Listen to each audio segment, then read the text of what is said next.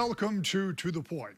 As we talked about last week, the state legislature is charged with finding agreement on a budget every year.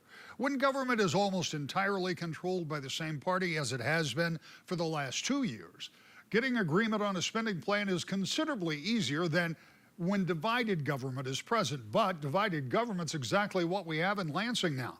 Republicans were able to take control of the state house back in last fall's election. That means the so-called trifecta that Democrats held for the last 2 years was broken up. And now it's up to both parties to come up with a plan that can not only pass the Republican-controlled House and the Democratically controlled Senate, but one that can get the governor's signature as well. The long conversation's already begun. Last week, we introduced you to one of the key players in getting a new budget for the state, Republican Representative Ann Boland from Brighton. She's the chair of the House Appropriations Committee and will not only have to negotiate with her own members, but with her counterpart in the Senate, Appropriations Chair from Lansing, Democrat Sarah Anthony. We recently talked with Senator Anthony about her approach to putting together a budget in divided government. Senator, first of all, thanks for doing this. And just for a reference point for our viewers, we're doing this a little bit in advance, so some of the things we talk about may well have changed. We were talking about how quickly things change in today's atmosphere. We know that.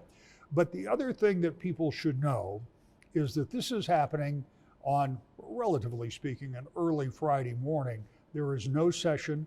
The Capitol is pretty quiet, yet you live in Lansing, but you as the Appropriations Chair are here working and bothered to take this time. So we particularly thank you. Thank you.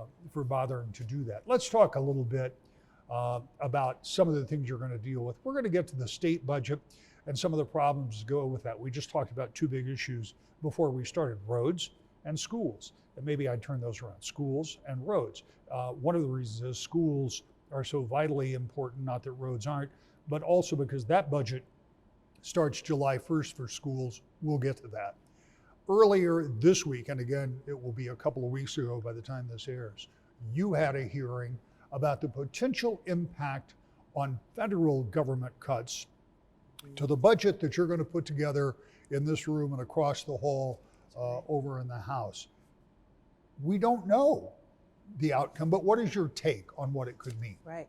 That's right, Rick. We do not know. And over the last few weeks, we have seen not only in my committee, in the full Appropriations Committee, but also in our subcommittees, our Education Committee, our Health and Human Services Committee, we have had to investigate what are the real impacts that potential federal cuts and cuts that have already happened, the elimination of employees, the elimination of programs that impact the state's budget. We have had to figure out how do the pressures that are happening at the federal level, what does that mean for our state's budget? You know, when I look at the vulnerability of Medicaid, something that millions and millions of Americans and lots of folks here in the state of Michigan rely upon for health care, if that goes away, that takes our entire state's budget into a tailspin. And these are not things that we are just guessing and assuming may happen. We have to plan for in the event that these do happen, what does that mean for our budget? And so we know that there's lots of competing interests. You know, when people walk into my office, there's lots of things that people think are the number one priority, right? Economic development or, you know, lots of different, road funding, school funding. It is our job in this room to try to figure out how do we make sure that government continues to lift people up and that we're not leaving people behind. And those are the tough decisions that we're going to have to make. And what you saw in this committee was us trying to navigate a very uncertain federal landscape. It seems like every week there's another executive order or we're slashing programs for veterans or education programs. How does our state's budget manage? How do we ensure that our tax dollars at the federal and state level are actually utilized appropriately?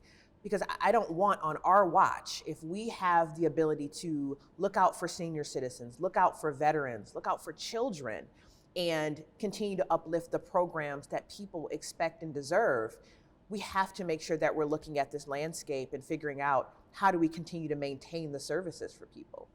It's difficult to know what's going to happen in Washington. We have heard a great deal of conversation about not touching things like the social safety net, the Social Security, Medicaid, Medicare. But I just want to examine that for a minute because I'm not sure people understand why that's important. In the state budget, the pass-through for those health services, Medicare, Medicaid, is 40+% of the entire budget. That's right. So when you talk about the state budget, if you cut it in half minus a little bit, that's all federal pass-through money. Now, not predicting that that's going to go away, but the point you're making, if it did, two things. One, it would be a huge hole to fill, and two, and I'll let you answer this, but my vision is you don't have the money to fill it even if you wanted to. Absolutely. You're right. You're right. And so, again, we've seen lots of proposals that have come before us in the last few weeks, things to cut income taxes or things to do, billions and billions for roads and infrastructure. These are really important things that we have to contemplate. How do we give real relief for working middle class folks? How do we ensure that our roads and bridges are not crumbling beneath us? An issue that has happened long before I got into this position, right? But yes, we have to address those pieces. But something like healthcare, you mentioned that 40+% of the state's budget, these are things that are not nice to have. These are critical services for people who, again, rely upon them. So the least we can do is not take a chainsaw in the way that we've seen at the federal level. Elon Musk and other folks are literally saying, look, we can take a chainsaw to eliminate government programs. We're gonna take a scalpel here in the state of Michigan. There's always ways we can find efficiencies. Any of us can find efficiencies, even in our own household budgets, right? We can trim back on some of the things that we're doing, but there's also some essentials. And we wanna look out for the essentials for working people. Let's talk a little bit about where you begin. So right now there's a lot of subcommittee work going on. This, and I should point out, this is the old Supreme Court, but it is now the Senate Appropriations Room, and very much as we did our show in the House Appropriations Room, it is here where the final decisions will be decided upon on both sides of this table, with Republicans on one side, Democrats on the other, the same over there. The difference is this year versus the last couple of years is Republicans are in charge in the House, Democrats are in charge here. It's not new to you. You've seen divided government before, but it's divided a little differently this time. So before we get to the what ifs and before we get to the real dollars and cents, what does that mean for negotiating a budget? Because you talked about rolling back income tax and a road funding program, both of which have been passed out of the Republican-controlled House. Yeah. So, and you're right, this is a powerful room. This is the room in which we separate out the press releases and the talking points and all the things we'd like to do, and we get the brass tacks here. We talk about the implications on our state's balance sheet and what we can actually afford. And the thing that I have always been known for since my time here in the Capitol is being a consensus builder. Whether I was in the minority party and didn't have much power, but was able to get a lot done for the state of Michigan and for my community, because I'm someone who likes to negotiate. If everyone comes to the table and says it has to be my way or else, well, nothing gets done for people. And I still believe, even in this current environment, which seems very uncivil and very divided, that the state's budget continues to be a moral document. You can say you care about veterans, you can say you care about teachers and kids and making sure that people have a safe commute to and from work, but it all comes down to how much you're investing in those things. And what I won't entertain are fake plans that, when you look at what it means for the balance sheet, the math doesn't add up. I won't let this room become a circus in which we yell and scream at each other and we don't have civil conversations. And I believe we are going to be able to get to a place at the end of this budget process that we can get to a place that people are proud of the work that we're able to do together. And whether we're Republicans or Democrats, a lot of folks that watch your show are independents. They just want to know the facts. And I appreciate all those perspectives. And those are the perspectives we bring to the negotiations table. I always say we don't drive on Republican roads and we don't feed kids Democratic food, right? We want to make sure that we are lifting up everyone's ideas, and we can do that in a civil way, even in divided government. So, and I'm excited to work with my House counterpart, Chair Bolin. She and I came into the legislature together. And so regardless of the Democratic trifecta over the past few years, or now divided government, we're gonna get to a place that we can all be proud of the budget we built. Before we take a break, I want to ask you this. When you started this process, it had been 40 years since a Democrat had occupied this office over here. And I should point out that your office is connected to the appropriations room. And you started out with control of everything and some big dollars still in the bank, which creates its own particular problems when it comes to budgeting, but it also, it's nice if you have the money to spend, right? So you saw that, and you've seen how that played out, and now here we are today. It's a whole different thing. Now the good news is, and we still have a consensus revenue estimating conference coming up in May. That's right. So we don't know exactly, but general feeling is revenues are okay. But it's not like what it was, and you don't have everybody nodding their head in the same direction. How much difference is it today than 2 years ago when we sat here? Well, one thing I'll say is that surplus, the influx of federal one-time dollars based on the COVID-19 pandemic relief funds that we were allocated from the federal government, West Michigan benefited greatly from those investments. You look at the investments we've had in arts and culture, economic development, higher education infrastructure. When the Democratic trifecta, received power from the people of Michigan, West Michigan disproportionately benefited from those dollars. You look at the investments in Grand Rapids and the surrounding communities, those dollars were well spent. Even you look at capital outlay projects for some of the higher education institutions in West Michigan. So we are seeing the benefits of that Democratic trifecta.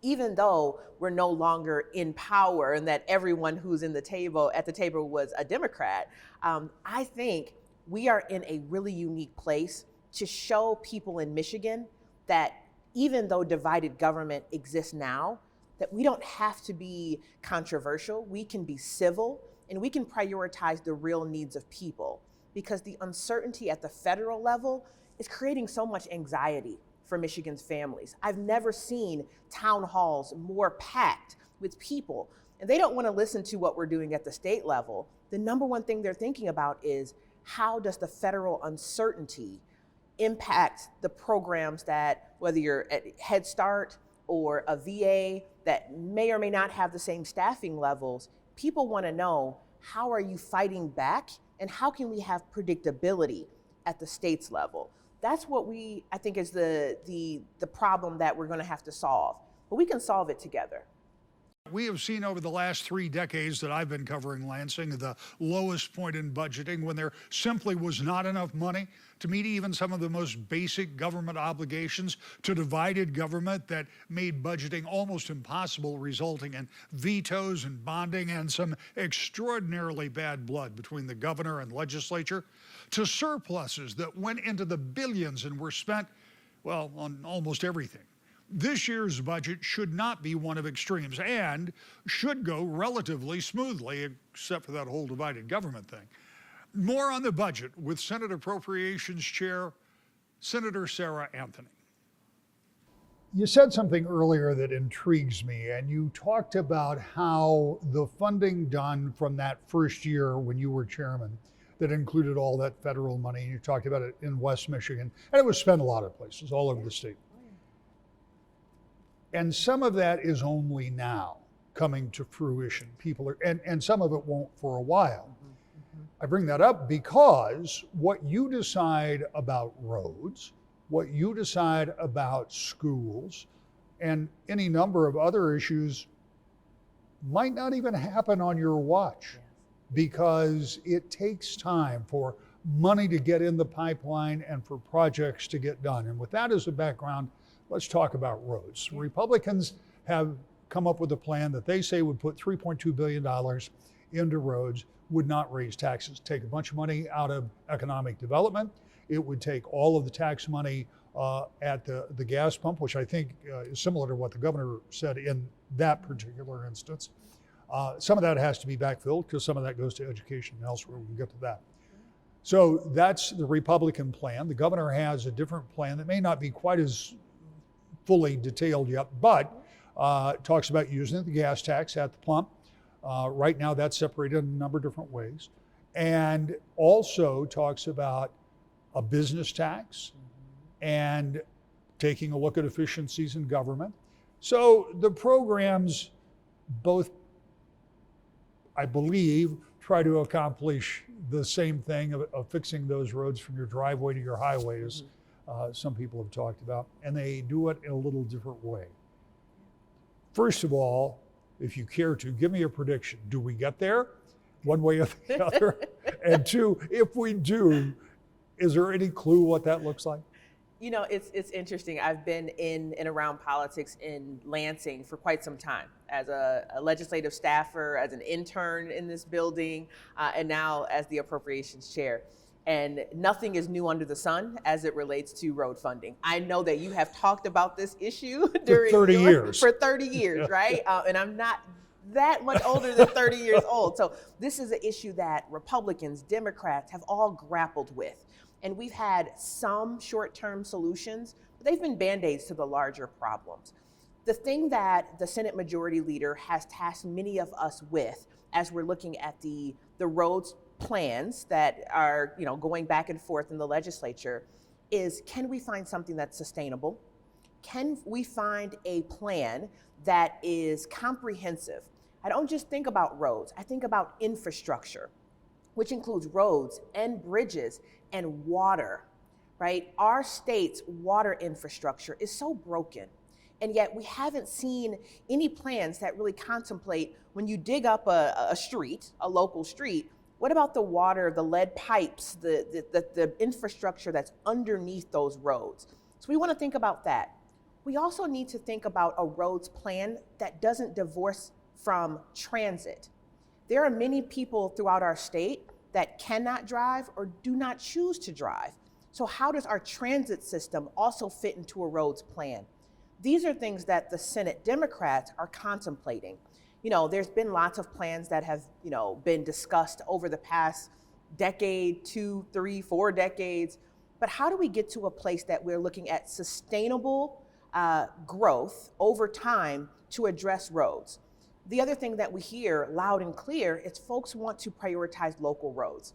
We've seen the construction projects on 94 and 96, and those are wonderful. But most of the time, people are in and around their neighborhoods, and that's where much of the damage is. So I think that we're looking at all the plans, and what we want to make sure happens is that we're looking at a sustainable plan that's long-term, that includes investments in transit and water, as well as road funding. Whether we get there, I think ultimately it's going to be about us taking a step away from the press conferences and press releases and one-page documents, getting into a room and deciding what we can all pass throughout our chambers and get to the governor's desk.